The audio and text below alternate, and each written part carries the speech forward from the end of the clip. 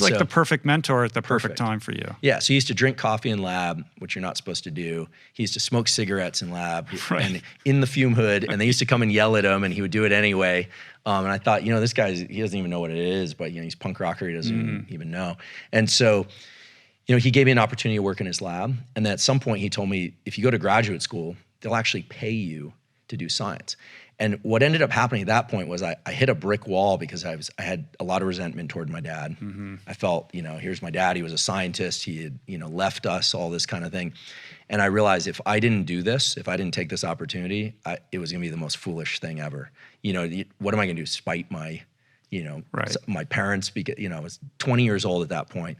So I just made the decision, I'm gonna get a PhD, I'm gonna become a professor, I'm gonna get tenure, I'm gonna be like this guy. This guy who looked like he had a pretty good life to me.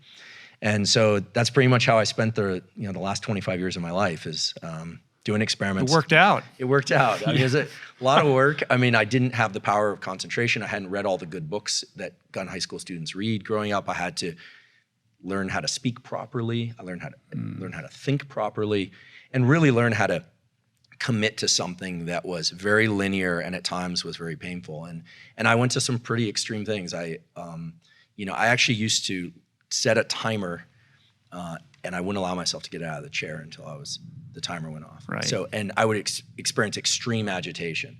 But over time, I got pretty good. And now I can do long stints of work without any breaks.